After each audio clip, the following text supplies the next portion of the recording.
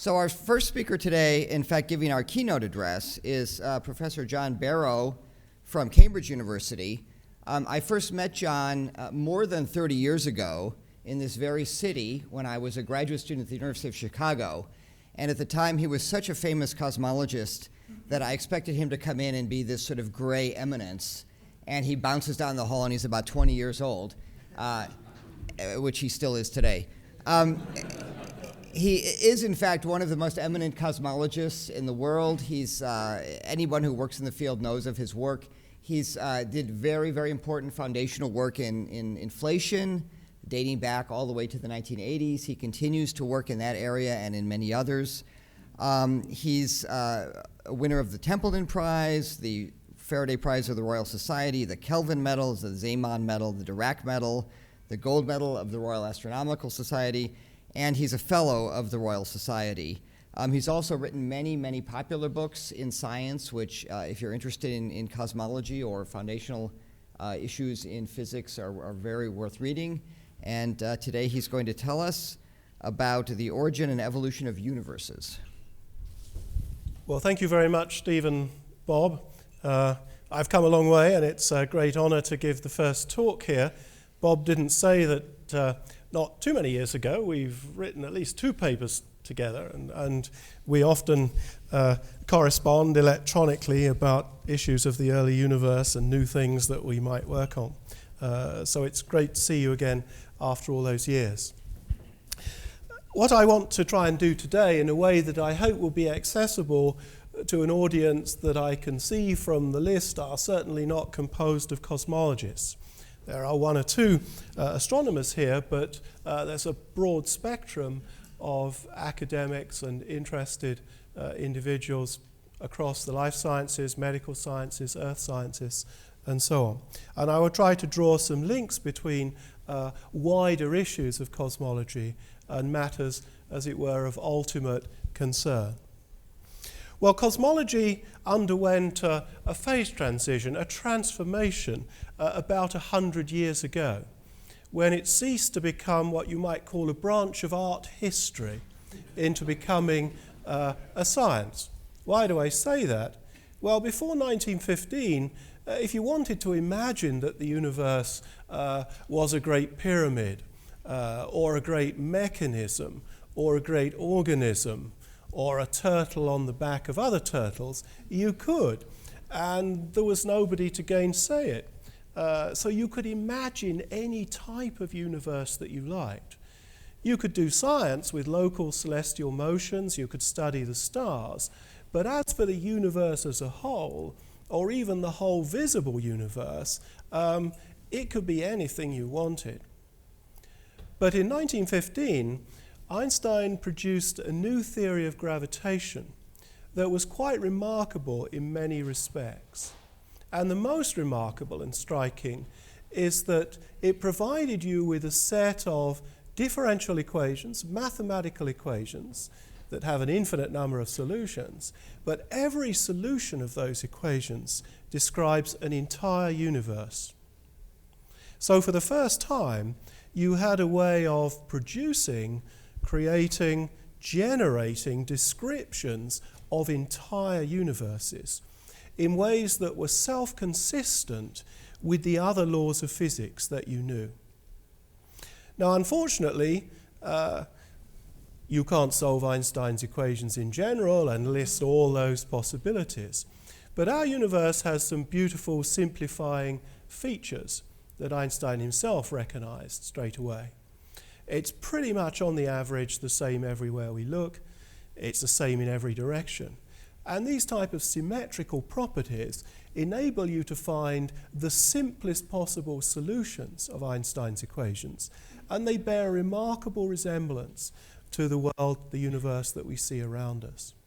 So this is how cosmology turned into a science that was linked to physics, that was linked to astronomy, and also to ancient philosophical, theological questions about the universe that you could make precise and specific in new ways. So from 1915, cosmologists and astronomers struggled with Einstein's equations to try to see the sorts of universe that they predicted. The most remarkable other feature of Einstein's theory was that it gave up an idea that had been around in people's minds for thousands of years. The idea that there was a sort of fixed space in the universe against which all the local motions of stars and planets and meteorites were played out. A fixed stage like this one here on the floor. And everything that happened you could refer to that stage. Einstein did away with this idea that there was a fixed stage of space and an unchanging channel of time. Both these aspects of the universe, space and time, became dynamical. They would change in response to the energy and the matter that were distributed within it. So these radical changes allowed others to predict that the dynamical change that the universe was in was a state of overall expansion. And tomorrow Bob Scherer will tell you in more detail about how this type of discovery came about and the thinking of Lemaitre and Hubble that led to it. I won't dwell on that. I want to focus on some other aspects of it. If you stop the average person in the street here in Chicago and tell them that the universe is expanding, they'll probably be puzzled. And if you stop the right person, they'll probably start asking you 2 or 3 questions about it. And to try and preempt those questions, I want to ask a few of them myself and answer them for you. So the first thing you think about, well, what's expanding? Okay, we're not expanding, Chicago's not expanding, the Earth's not expanding, the solar system's not expanding, the galaxy's not expanding, the local group of galaxies is not expanding. You have to keep going till you come to great clusters of hundreds of galaxies before you find the markers that are tracing the expansion of the universe. Everything smaller, like you and me, are held together by stronger forces, which are far greater than the effect of the expansion over their length scale. So the famous analogy of Eddington is rather like raisins in a lump of dough that you place in the oven. As the temperature rises, the dough rises, the raisins don't expand, but they move away from one another as the dough expands. So the raisins in the picture are those great clusters of galaxies, and we sit, as it were, within one of them and take part in the expansion. The next type of question that people ask, well, what's it expanding into? Okay, the thing to get straight is that this is not an explosion. The universe is not expanding into anything, because the universe is everything that there is. And unlike any explosion that you know of, there is no center to the expansion, and there is no edge. So at first this sounds somewhat impossible. But let's just see 2 examples. The easy case is that of the infinite universe. And here's a picture, courtesy of Maurice Escher, which gets the idea of the infinite case rather nicely. Obviously there's no edge to an infinite universe. There's no something that it's expanding into. But if you look at this perspective picture of a never-ending collection of girders in this array, you could imagine locating yourself here and looking around, and everything on the average will look the same. But if you move to this point here, you would have the same average view. And so it is from every point in an infinite universe. And this, I guess, was why the idea of an infinite universe was such a dangerous idea in Rome around 1600 for Giordano Bruno, because there's no special place in an infinite universe. So if you want to have a world view that locates the Earth and humanity in the center of the universe at a special place, then the infinite universe is not an idea for you. So that's the infinite universe, but the finite universe seems a much more difficult idea. After all, if you have a sort of 2-dimensional universe like this piece of paper, how could it not have a center and not have an edge? Doesn't seem possible. And this is where Einstein's introduction of this idea that space and time are changeable and respond to the dynamics that's going on upon them. Because it is indeed impossible for a flat two-dimensional sheet of paper to have no edge and no center. But if it's curved, like the surface of a basketball or a globe, it is no longer impossible. So this surface has no edge. You can wander around on it if you're a fly without ever encountering an edge. But it's finite. You only need a finite amount of paint to paint it. So when a space is curved, it can be finite without a boundary. So this is not possible when it's flat.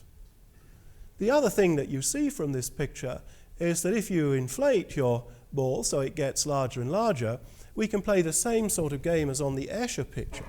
So if we locate ourselves at one of these pictorial galaxies, then as the expansion proceeds, you will see here all these other galaxies moving away from you as though you were at the center.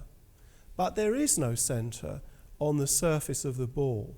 The surface lies in another dimension, as it were, the third dimension in this case. So our universe, if it's finite, acts like the three-dimensional surface of a four-dimensional finite ball. So in both cases, you can see there need be no center and there need be no edge. Well, the overall picture of the expanding universe that was then built up, summarized in this little schematic here, really introduced people in all areas of human thinking, whether they were theologians or philosophers or scientists, to the idea of time and of evolution, and a great deal of time. So this picture shows the trajectory of an expanding universe, some measure of size, the separation between points that you choose on that lattice or on the ball. And here's age in billions of years. And here's the expanding trajectory. And what you see in this unfolding picture is that if a universe is expanding, then things change within it. The conditions within the universe, its temperature, its density, the sorts of objects that can exist are continuously changing. And the environment at certain times is propitious for certain events, but not from others. We live round about here, about 13.7 billion years after the apparent start. Let's call it 14. And we might then run the clock backwards. Today, the temperature in the universe, on the average, is very low, just about 3 degrees above absolute zero. If we were to run the clock back to when the universe was 1,000 times more contracted, about sort of 250,000 years old or so, the temperature would be 1,000 times greater. And that's too great for there to be any atoms, any molecules, any complex structures at all. No stars, no planets, no galaxies. Just rather boring collections of elementary particles, some protons, some photons, a few electrons here and there. But as the universe goes forward in time from there and starts to cool off, the electrons can start to grab the protons, you get simple atoms and their molecules. Temperatures dropping further and further, they become more complicated. But then there are some parts of the universe which are just expanding a bit more slowly than other parts because they've got more stuff in them. And so they attract more stuff to them, a type of snowball effect. And eventually they will expand so slowly that they will cease to take part in the overall expansion. They will turn around and contract and condense down to form these great clusters of galaxies that we see today. And within them, smaller galaxies and stars and complicated events will be played out. And those events are not fully understood by any means. And the challenge in the future is to try to simulate them with the most powerful computers in the world, to try to reenact the process by which those structures formed. As you move on, the first stars, solar systems, planets, there's now more than 1,000 exosolar planets and planetary systems. So we'll hear more about that in the next lecture. And then a complicated sequence of events that we don't know much about far away, but know a reasonable amount locally on our own planet. First, living systems to form, and some complex evolutionary process that leads to us. But the long-range forecast in the future is not bright. So the sun will eventually die, it will exhaust its nuclear fuel and collapse down to a size about that of the Earth. And all other stars that we know of will eventually exhaust their fuel and die, ending up either as neutron stars or black holes. So there's a pessimistic outlook, as it were, from this sort of picture that the universe is destined to look like a great cemetery of dead stars. But it's never been a view of Christian traditions about which we know and are involved in, that life would live forever, or that somehow the earth and everything on it would be an eternal presence in the universe. So we see in this picture that there's a sort of habitable zone in time in the history of the universe, after the stars form, but before that they all die. And this leads to an interesting interpretation and understanding of many aspects of the universe's structure, which we'll just take a look at. So our first question you could ask about the universe is, why is it so old? Why do we have a universe that's billions of years old? At least, if you don't live in the wrong part of the United States. You believe the universe is more than 10 billion years old.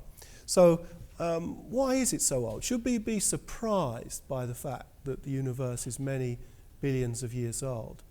And the age is surprising in certain detailed aspects. So there are structures we can see in the universe, the oldest stars and globular star clusters and so forth, which are about 10 billion years old. And the solar system is about 4.6 billion years old.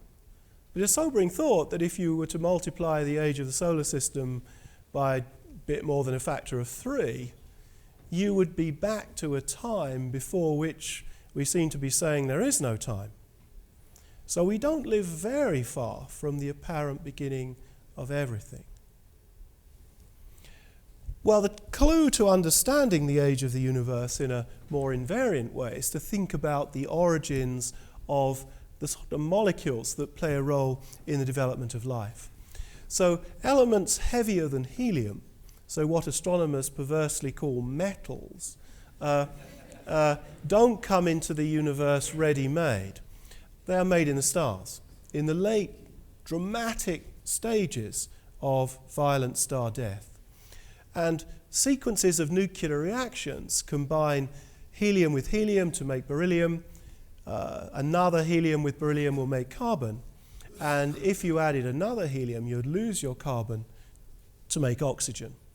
And there are some remarkable coincidences regarding energy levels that Fred Hoyle first mentioned that makes this reaction go rather quickly and essentially stops this reaction doing very much at all, so you don't lose all your carbon. But these reactions take many billions of years to complete, and they are the source of all the carbon that we see in our world. So the carbon nuclei in every DNA molecule in your body has at some stage been produced in a star, and it may have been through a star more than once in this cycle. So you now begin to understand why you need a lot of time, that if you want to have a universe that has the building blocks of biochemical complexity, you need to have many billions of years in order to generate those building blocks of complexity. You might have thought that you could have a universe just the size of our galaxy, 100 billion stars, lots of room, but only about a month of time. So hardly enough time to pay off your credit card bill, let alone evolve complexity in life. So this leads immediately to some understanding as to why we shouldn't be surprised to find that the universe is so big. Because it's expanding, its enormous size is a consequence of its enormous age. So a universe that was significantly smaller would not have time to produce the building blocks of living complexity.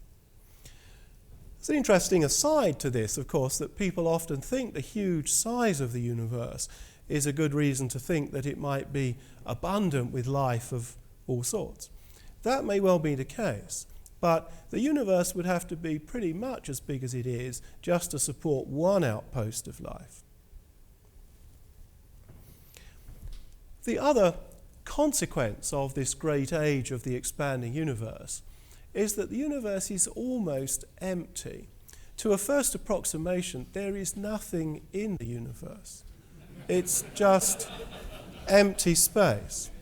If you were to take all the material in the universe and break it down to single atoms and just space them out in a lattice, there would be one atom in every cubic meter of space. Now, there's no laboratory in the world that could make a vacuum that's as empty as that. So there is almost nothing there. And that's a consequence of this huge amount of expansion. It dilutes the density constantly as the expansion continues. Of course, our universe doesn't consist of equally spaced atoms. They're gathered together. And that density of one atom in a cubic meter means that if you gathered them together into lumps like the size of the Earth, it would correspond to running into a planet like the Earth every 10 light years. Or if you gathered them into stars, it's a star like the Sun every 1,000 light years. Or a galaxy like the Milky Way, it's 100 billion stars, every 10 million light years. So you shouldn't be surprised that extraterrestrials are so far away, that there are not other star systems right on our doorstep. This is a reflection of the very low density of the universe. There's not very much material, and if it starts condensing into stars and galaxies, inevitably they are very far apart. So this is another consequence of the great age of the universe that's necessary to make biological complexity. The other thing I always used to tell our children, and can now tell our grandchildren, who are just as incredulous as our children were, that the universe is cool, very cool. And again, as a consequence of the huge amount of expansion. If you expand a ball of gas in an enclosure, then the temperature, which is just the average speed of the molecules rushing around, falls inversely with the size. And so our universe today has a very low temperature, about 3 degrees above absolute zero, another reflection of this huge age and amount of expansion. But this coolness has a remarkable manifestation, which you'll be able to check for yourselves tonight, and that is that the sky is dark at night. So this seemingly trivial feature of the world was first noticed and taken seriously a bit more than 300 years ago by Edmund Halley. So he's the comet man, and a good friend of Newton, probably too good a friend of Newton, because Newton, who was somewhat unscrupulous in many ways, wanted his friend to be the master of the other mint in England. So he was a master of the Royal Mint. So he made Halley master of Chester Mint. Well, Halley was an administrative disaster, and it didn't take long for him to be sort of removed from this and shipped off to the South Atlantic to measure the Earth's magnetic field and do the other sorts of things that he did very well. But Halley first realized there was an issue about why the sky was dark at night. He was thinking about this question we alluded to: is the universe really infinite or not? So 1687 or so, a bit earlier. Interesting question. And he was puzzled, in effect, because he realized that if you looked out into the woods here in this forest, then everywhere you looked, your line of sight would end on the trunk of a tree. And there's only a few hundred trees in the picture here. So as you scan across, you just see a phalanx of tree trunks. You can't see very far. So he asked himself, well, people are saying there are an infinite number of stars. But if I look out into space with a telescope of some sort, shouldn't my line of sight everywhere end on the surface of a star? Just like it does on a tree trunk when I look into the forest. And so when I look round the sky, the whole of the sky should look like the surface of the sun all the time. And the darkness of the night sky is nothing to do with the sun. So why don't we see this perpetually illuminated sky? This became known as Olbers' paradox, because Olbers wrote about it in a book later on. But it was not resolved until the 20th century and the discovery of the expanding universe. You see, today, this low density of the universe I mentioned means that there's too little material in the universe actually to illuminate the sky. If you turned all the matter into radiation using Einstein's E = mc squared, all that would happen is that the temperature of the universe would rise from 3 degrees above absolute zero to about 15 degrees. And so long as I didn't annihilate you, you wouldn't notice anything odd. But what has happened here is that the huge amount of expansion has so diluted the sources of energy in the universe that they're not strong enough to illuminate the sky. There was a time when the sky was bright, but it was long in the past when the universe was 1 million years old or so. We contract it back by a factor of 1,000. The temperature of the radiation goes up to 3,000 or 4,000 degrees, and the sky is bright all the time. But there could be no life in the universe at that time. There were no atoms, no molecules. So the bright night sky was in the past. It's not today. It's another consequence of the great age that you need if the universe is going to have life-supporting environment.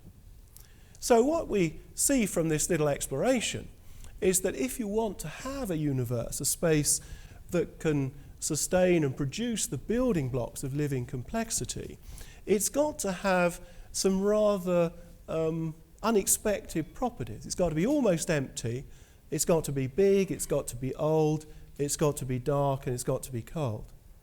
So if you were Bertrand Russell and other philosophers of progress in the early 20th century, then you looked at the universe and you thought these sorts of properties were antithetical to any idea that the universe might have been designed in any way or be conducive to the evolution and sustenance of life, that it was antithetical to life in its basic properties.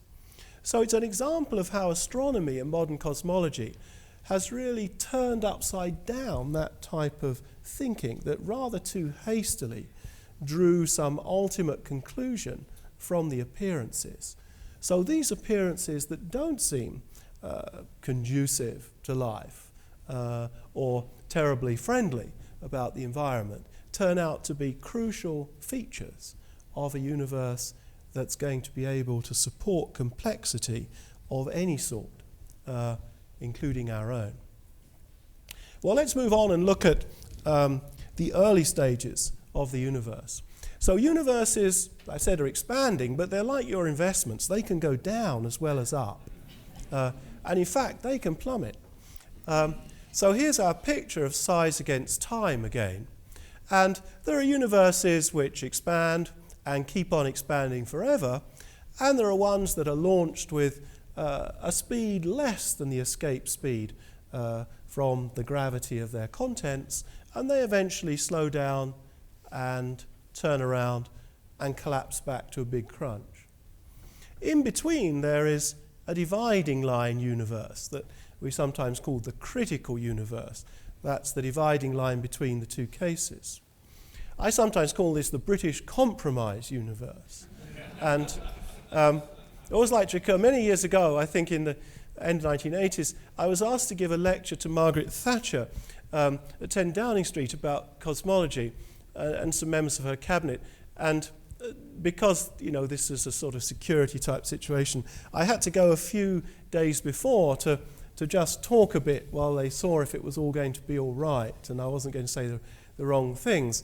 And I remember making this remark about showing a slide a bit like this and saying there was this British compromise universe. And I was going on to talk about dark matter detection, I think. And the advisor sort of stopped me after a few minutes and said, yes, this all seems fine, it's all going to be okay. And the main advisor, Mrs. Thatcher, then said, I've just got one piece of advice, he said, when you mention that British universe, he said, try to be much more upbeat. It's just the sort of thing the Prime Minister likes to hear about.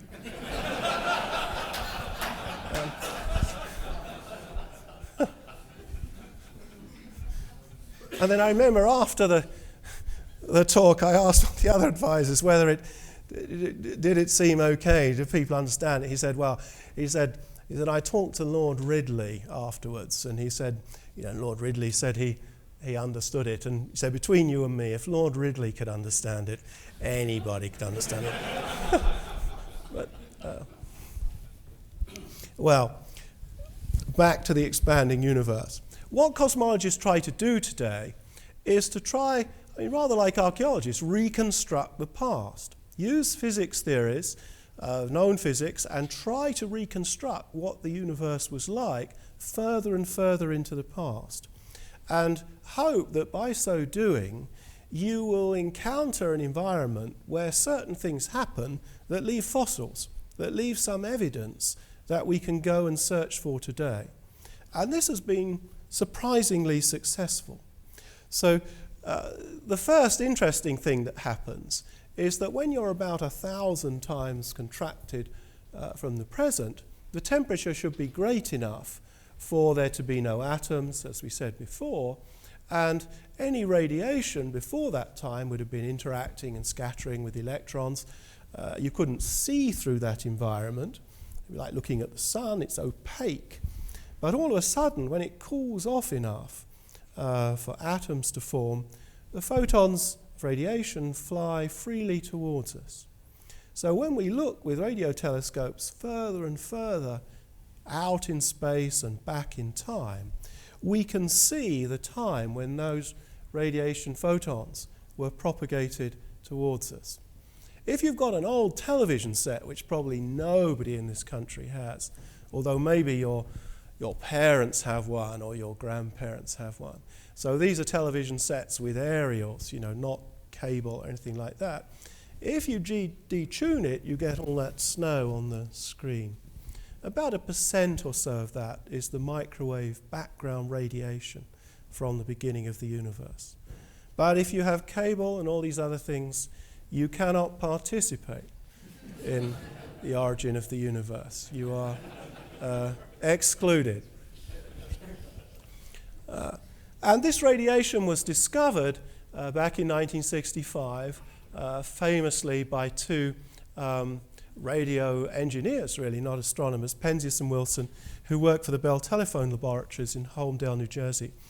And they were calibrating a detector to track the Echo communications satellite. It was the most sensitive radio detector in the world at the time. And they kept finding this source of annoying interference, at first they thought, and noise, that they tried every means at their disposal to eliminate, and eventually conversations with others were persuaded that they had found something important. They published their discovery. Others interpreted it as the heat radiation left over from the hot beginnings of the universe, a sort of echo of the Big Bang. So I would say this is impressive. A British telephone company struggles to connect your calls, but the American phone company discovers the origin of the universe and still struggles to connect your calls.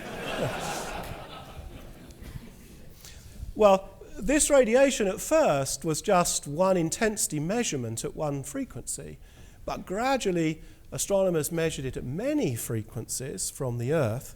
But there was a great challenge to follow the spectrum over the peak of this Planck curve to confirm that it really did come down.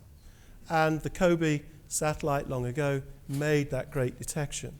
So this picture here was, I think, 12 minutes of data, which settled this issue. The little circles are just to guide your eye. The error bars are 500 times thinner than the thinnest line we could draw on this picture. It's the most perfect, pure heat spectrum ever detected in nature.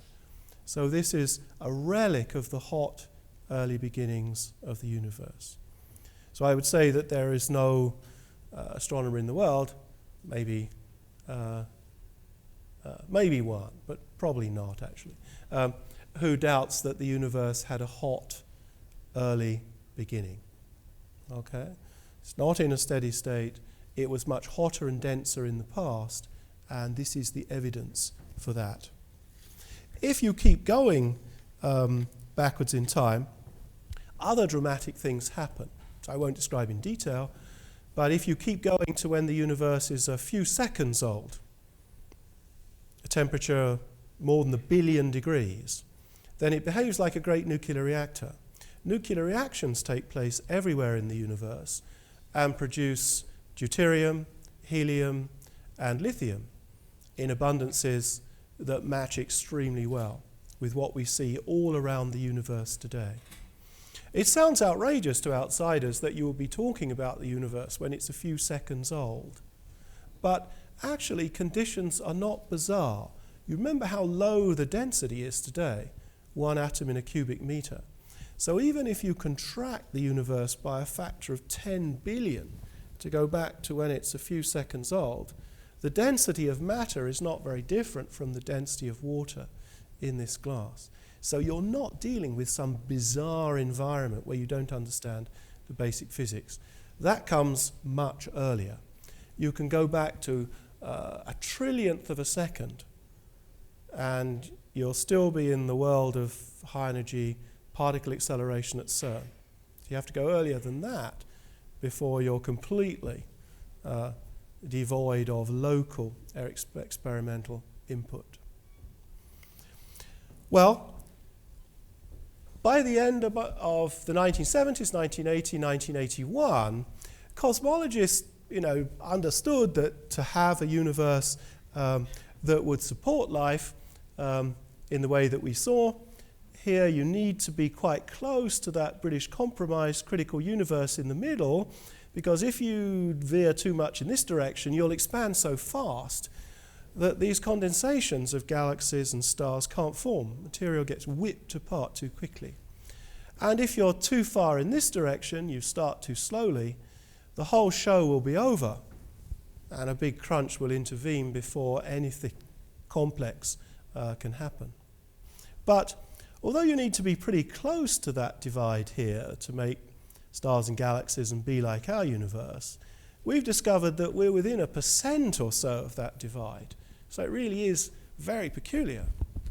You can also see that being close to that divide means you live longer and prosper. Okay, so if you're too far in this direction, you peel off. You're a bit closer, you might peel off later. But if you're really close, you go on for 15 billion years before you had to peel off or break away up here. So being close to that divide ensures that you have a long expansion lifetime. And why was that? So people were puzzled up to 1980. It seemed to require very special starting conditions. And when you looked at it numerically, it needed, in effect, a launch speed accurate to 1 part in 10 followed by 34 zeros. So it seemed bizarre, type of fine-tuning of the starting conditions to make sure that you kept expanding long enough to make stars and galaxies. So this was a puzzle. Another puzzle was, as Einstein hoped early on, the expansion goes at the same rate in every direction. So the universe is isotropic. It's not like an expanding ellipsoid, it's like an expanding sphere. And this was very puzzling because when you looked at that huge collection of solutions of Einstein's equations I mentioned at the beginning, almost all of them expand in chaotic and weird ways, different rates in different directions. So our universe was rather peculiar today in being rather regular. And so people thought in different ways about this issue, whether there might be some smoothing process that turned irregular universes into regular ones. But you don't want to make an irregular universe too regular, because the other puzzle about our universe is that it's not perfectly smooth. It's got a 1 part in 100,000 graininess about it. And those graininesses are the things that produce the galaxies and the stars. If it was 1 part in 10 to the 6, so weaker graininess, there would not be enough of it to produce those condensations and make galaxies and stars. If it was stronger, 1 in 10 to the 4, things would all form black holes and really dense cores early on. So this number matters, and we'd like to be able to explain it, or link it to something, rather than just say it's how things were when the universe began. Well, in 1981, a new idea emerged that's become the standard picture of cosmology ever since, and it's the so-called inflationary universe. And there are very complicated ways to explain this, and links to particle physics and so forth. The simplest way to understand it is to look back at our picture of size against time again. And if you were awake when we drew it before, you will have noticed that this spanning universe curve always bends over in that direction. Okay? Doesn't matter whether it's going to expand forever, like that, or come to an end, they always bend over in that concave way. And that's a reflection of deceleration. It means the expansion is decelerating, because once it begins, the only effect on it is gravity of the universe's contents slowing it down, decelerating it. And the idea of inflation is simply that there was a brief interlude in the very, very early universe when there was a period of acceleration. So this was not a completely ad hoc, random idea. Around 1980, people working on new grand unified theories and gauge theories of particle physics, Steve Barr working on these things soon after that and around that time, noticed that these theories like to have new types of particle in them, new types of state, which had an anti-gravitational effect. Particles like the Higgs boson, which we've now found. So they are gravitationally repulsive upon each other, not attractive. And they would be produced at this very early time, and when they're produced, they take over the environment and produce this acceleration. But they're unstable, typically, and they just decay away, and then normal service is resumed. Now, the effects of this brief interlude are dramatic. You can see some of them just from the picture. That if it hadn't happened, this universe would expand along down here. But because it does, by this time it's much more expanded, much bigger than it would otherwise be. It's been driven close to that critical divide, and just a tiny fraction of this time here, 100 times longer than this, and you can ensure that even today the universe will be expanding irresolvably close to that critical divide. The other thing that happens is that once you start to accelerate, all sort of asymmetries and vorticity and weirdness and turbulence in the expansion all just gets degraded away. And when it ends, the universe is expanding beautifully symmetrically. So it doesn't matter how it begins. Once this acceleration takes over, it smooths away all these asymmetries. So in one fell swoop, you understand why you're close to the critical divide and why everything is so symmetrical.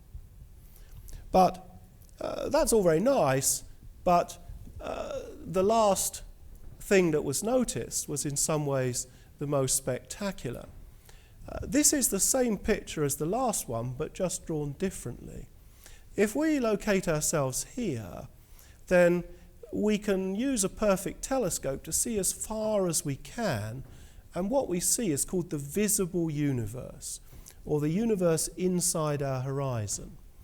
And if we're 14 billion years old, you might think it's 14 billion light years. It isn't. It's 3 times bigger than that, but that's just because of the expansion. But that's the idea. That's how far you can see with a perfect telescope. And then you can ask, well, where did that whole visible universe emerge from if we run the expansion backwards? And if we don't have this accelerated period, there's a disaster, because it has to emerge from a region that is so big in the past that there's not time for light to travel from one side of it to another, ever. And so why it looks the same over there to how it looks over there is a mystery.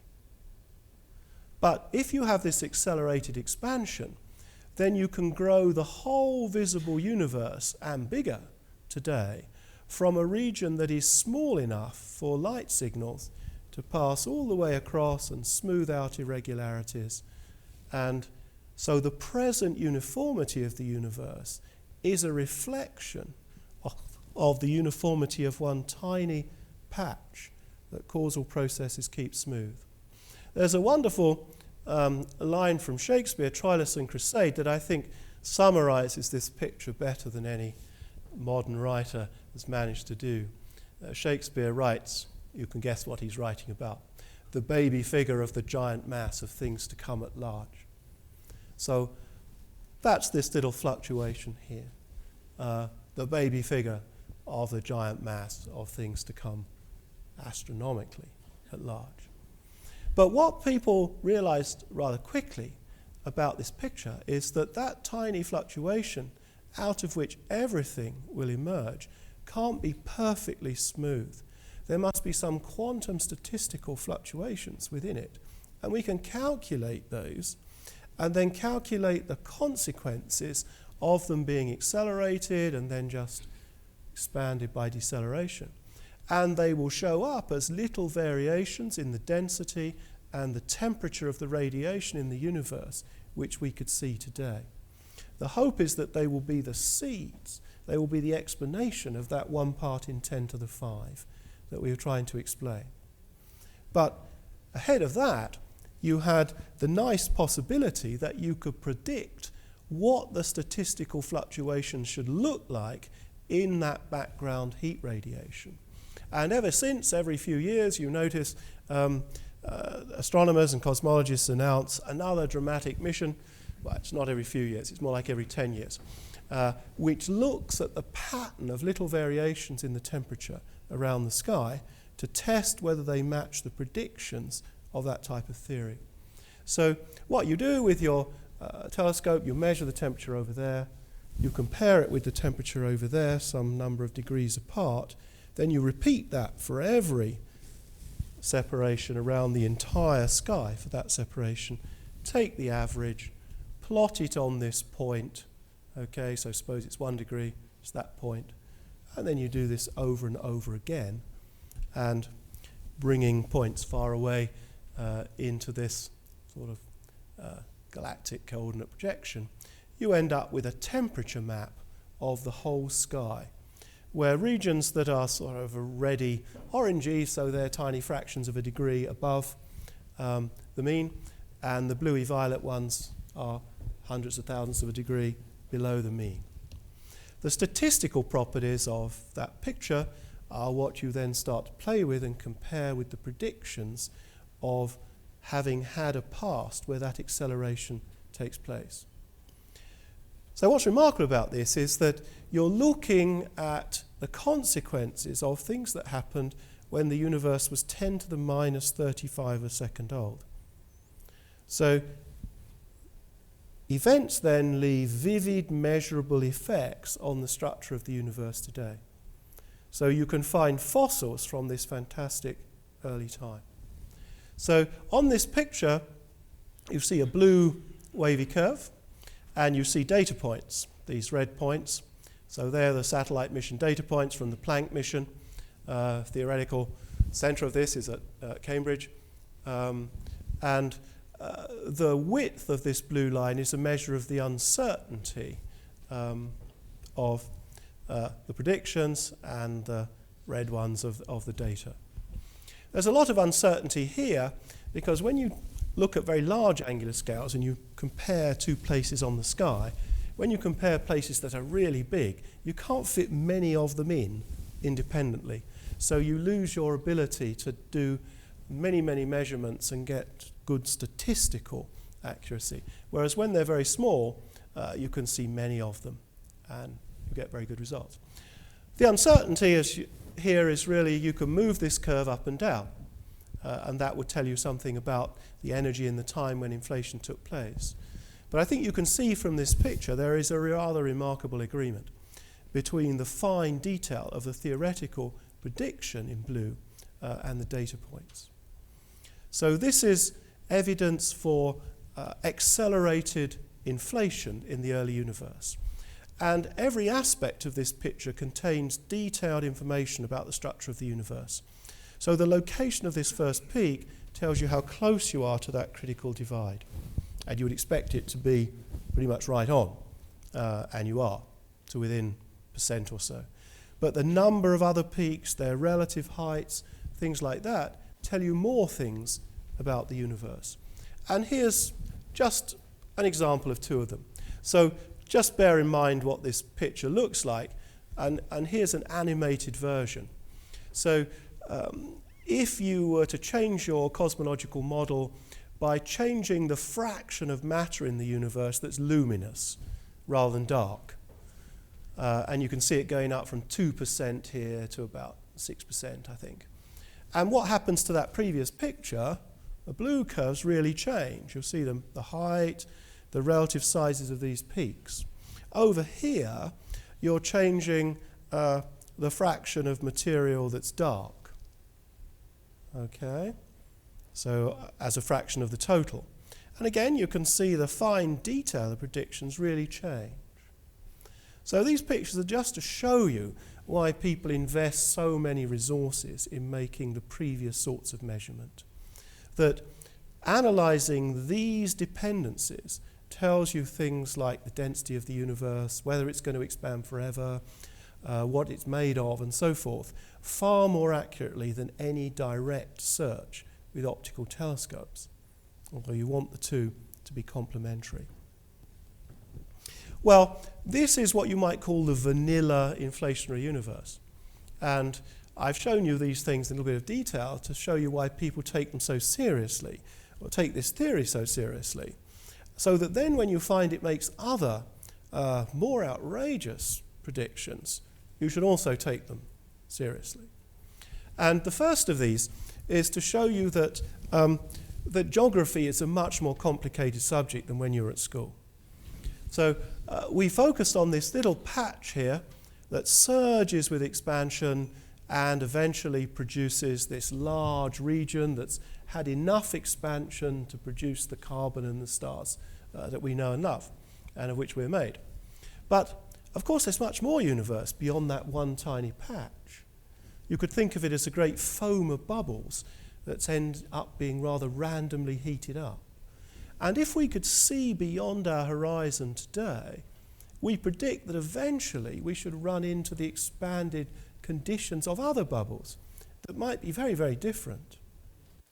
So a prediction of this scheme is that locally, no doubt some distance beyond the farthest that we can see today, locally the universe is rather smooth with these little fluctuations that form galaxies. But globally it could be completely different. We would expect it to be completely different in structure. And in some scenarios what's different is not just the density and the expansion, but the number of elementary particles of particular sorts, the strength of forces of nature, even the number of dimensions of space could fall out differently and randomly in different places. There have always been skeptical philosophers who've warned that you can't assume that the universe beyond our horizon is the same as what it is inside it. But this is the first time there's been a positive prediction that you could expect that to be the case. Well, so much for geography. It turned out that history is more complicated than when you were at school as well. Because if you focus on one of these little fluctuations that was going to expand to encompass our whole visible universe, that it turned out to have a rather awkward property, a property like something else that we knew of long ago, that it contains within itself the seeds for further inflation to occur of little parts of itself So this region inflates, but then produces internally other fluctuations which undergo further inflation, and they in turn undergo further inflation. And the whole process is self-reproducing and need have no end. So it's sometimes called eternal inflation. It's not clear whether it needs to have a beginning, but we now locate ourselves in one of these regions that's undergone inflation in the past, but has sort of settled down and resumed normal expansion. If you take a slice across the whole show, the whole multiverse it's sometimes called, you expect most regions still to be undergoing inflation. And we are one of the fairly few reasons where it's finished. So this completely changes the answer to our familiar ancient question, did the universe have a beginning? Well, our fluctuation, our part of the whole, certainly did have a beginning. It might have a beginning as a quantum fluctuation. But we don't know if the entire multiversal structure had a beginning or not. It might have a beginning, but there are solutions of this scheme where this whole process is exponential in time. So if you follow it backwards, like an exponential curve, it never reaches zero. It gets closer and closer, as it were, but never actually gets there. So we don't know the answer to that question. And the sorts of questions you would like to answer about this scenario is, what's the probability of having an outcome that has particular properties? And how does that probability distribution compare with the world that we see through our telescopes? Again, we don't know how to answer that question. It's a fairly general rule that if you read any popular book or article or even paper about cosmology or astronomy that uses the word probability, that what you're about to read afterwards is either wrong or has no foundation. So we don't know how to work out the probabilities of anything in cosmology. So there's rather deep mathematical reasons for that. I'm sure that one day they will be solved. But we don't know how to compute the probability distribution of any outcomes here. And so this type of picture, these many fluctuations, are so-called the multiverse. So this is the reason for such interest in the multiverse. We're even going to hear about medieval multiverses. One of our other speakers I saw. Finally, we should say a bit, what about the long-range forecast? Should you be investing in, Trump's new hotel and Alpha Centauri or whatever? What's the escape plan? Is the universe going to expand forever? Well, in 1998, 1999, astronomers with new instrumentation and interesting new ideas were able to track the expansion of the universe reliably out to far greater distances than ever before. And what they discovered was rather shocking. They discovered that just like in inflation, the expansion is accelerating today and has been for several billion years. So there's been a sort of change of gear in the expansion of the universe in the relatively recent past, I suppose around the time when the Earth was forming, a bit before. And we are here today in this phase where the universe is accelerating. This puts us on a trajectory which is going to expand forever, unless there's some cataclysmic change in physics of things. But extrapolated from what we know, this is a trajectory that's going to expand forever, not one that's going to end in a big crunch. And this picture of the universe today, which we'll see in a moment, substantiated not just through those observations of the expansion, but by two other independent means, is very mysterious. Why did the universe change gear just a few billion years ago? So we can describe this perfectly with solutions that our friend Georges Lemaitre found long ago. But why this change of gear happened so recently again, we don't know. Inflation happened right back here. It's almost as though inflation is happening again, but with completely different characteristics than it had in the past. What these observations boiled down to was that today, if you have a sort of energy budget for the universe, that nearly 70%, 68% or so of the universe's energy budget must be in the form of material called dark energy, which is gravitationally repulsive, the sort that we needed for inflation to occur. Of the rest, only about 5% is the stuff that you and I are made of, atoms and molecules. The rest we know is there because it determines the way this ordinary luminous material moves around. So galaxies and clusters of galaxies are primarily populated by some form of so-called dark matter.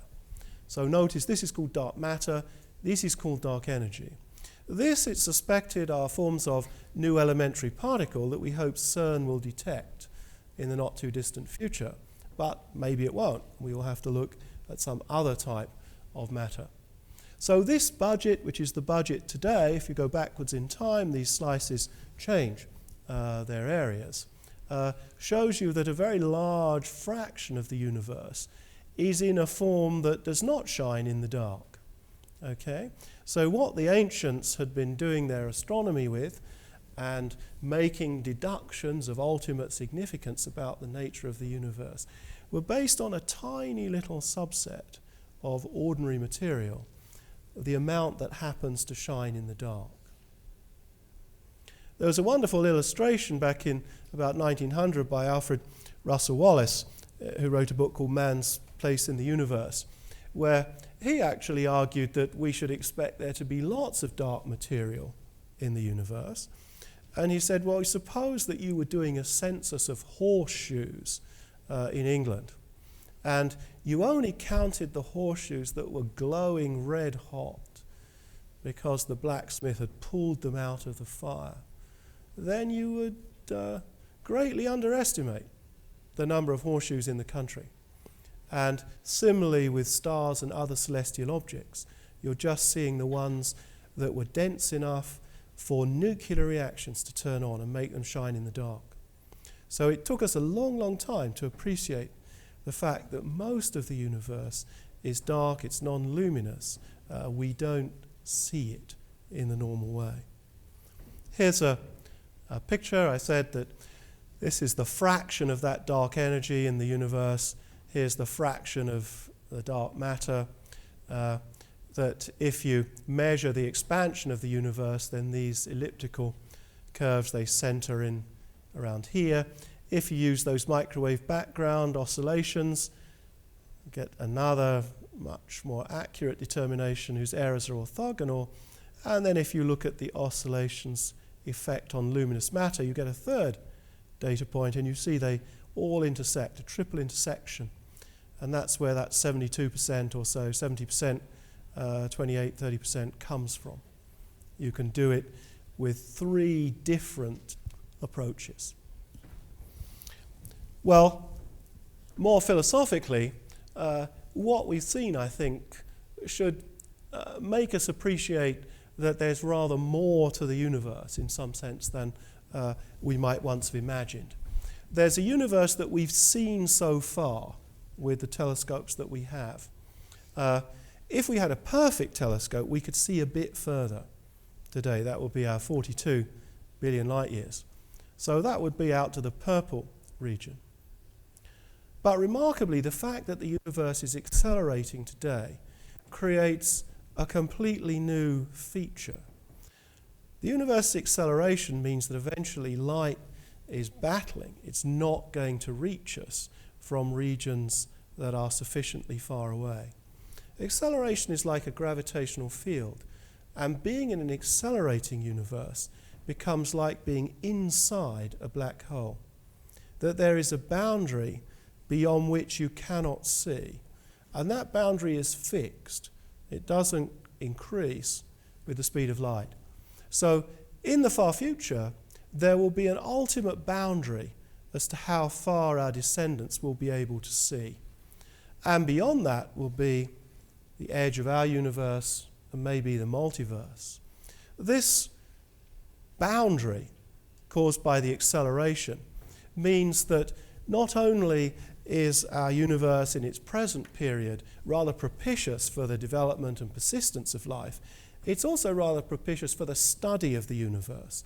In the far, far distant future, if there are sentient beings in the universe, they won't be able to discover the things that we have discovered and the things that we've talked about in this lecture. So that background radiation in 70 billion years' time, it will not be able to penetrate the interstellar medium of our galaxy. You won't be able to detect it anymore. You won't be able to use it as a window into the past. And eventually, after 100 billion years, all other galaxies will pass out beyond that black hole-like surface, the event horizon, and we won't be able to see them anymore. People that appear in the universe then will have no way of knowing that there are any other galaxies, or there were any other galaxies. They will just see our galaxy. They will not be able to reconstruct the past history of the expanding universe. They will not be able to make the observations that confirm the existence of dark energy, even though that horizon and all the weird consequences of it are produced by the dark energy. So cosmology might, in some sense, become sort of part of literary history, that you'll be able to learn about other galaxies in the microwave background, but just by reading old copies of the Astrophysical Journal. And so that's probably a good place to end. Thank you.